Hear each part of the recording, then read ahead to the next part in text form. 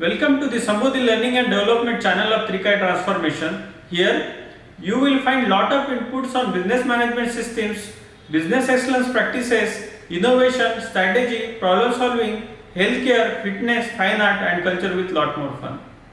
In the previous session on lean management overview, we have tried to understand the origin of lean management and its fundamentals like two main pillars of Toyota production system, 5 key principles of lean, types of waste, the 3 main problems of any production system, that is Muda, Mura and Muri. Different types of waste and value added, non-value added but required and non-value added activities.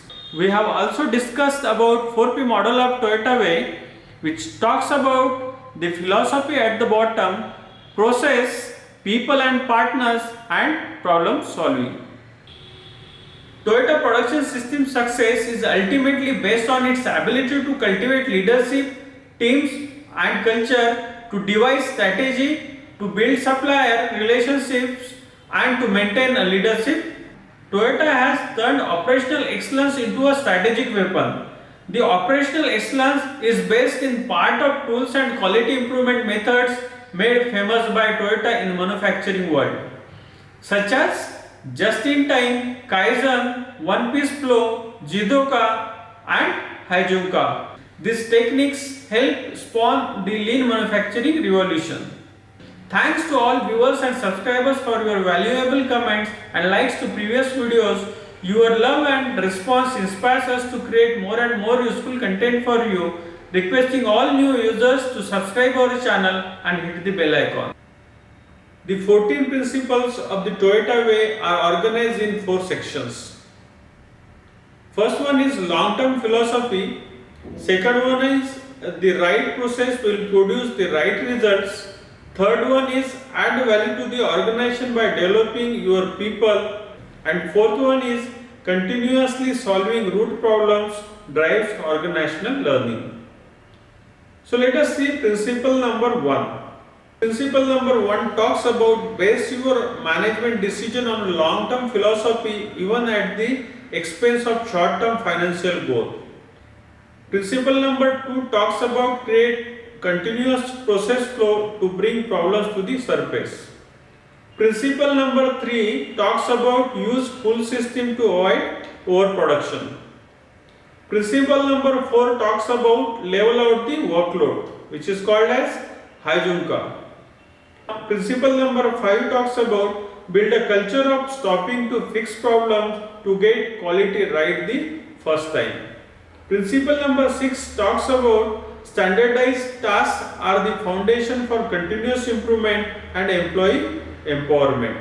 And principle number 7 talks about use visual control so no problems are hidden. Principle number 8 talks about use only reliable, thoroughly tested technology that serves your people and processes. Principle number 9 talks about grow leaders who thoroughly understand the work, live the philosophy and teach to others. Principle number 10 talks about develop exceptional people and teams who follow your company's philosophy. Principle number 11 talks about respect your extended network of partners and suppliers by challenging them and helping them to improve. And principle number 12 talks about go and see for yourself thoroughly to understand situation, which is called as Genchi Genbutsu in Japanese.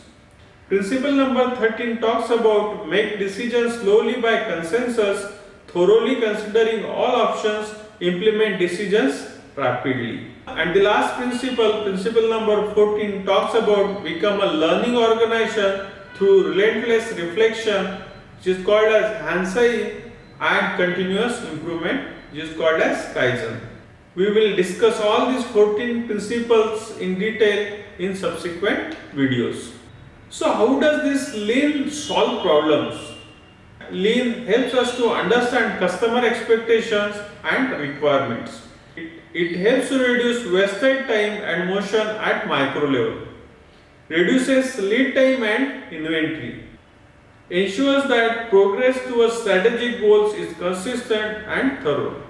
elimination of waste that comes from poor communication and inconsistent direction, prevents problems on one station of a production line from building inventory and creates urgency to find permanent solutions, improve cash flow and reduces space requirements to improve work processes in a variety of ways. As we discussed earlier, the use of Lean Six Sigma has proved to be a powerful and effective way for providing sustained positive operational results in organizations. Lean Six Sigma is in fact a hybrid philosophy for continuously improving organizations. The Lean Six Sigma methodology helps organizations transform their processes in order to satisfy these customers and organizational requirements. We all tend to concentrate on taking corrective actions that we know how to take, not necessarily concentrating on the problems we should correct and the actions needed to correct them. In next video, let us understand purpose of Lean Six Sigma, minimum Lean Six Sigma competency requirement and recommended minimum training duration for Lean Six Sigma approach. Friends, Mr. Andrew Grove, a Hungarian-born American businessman, engineer, author and a pioneer in the semiconductor industry said, "A corporation is a living organism. It has to continue to shed its skin, methods have to change, focus has to change, value have to change. The sum total of those changes is transformation." Please do subscribe our channel. Your single like will motivate us to keep producing useful content for you. We request you to post your valuable comments, and if you find these contents useful, then please share within your group.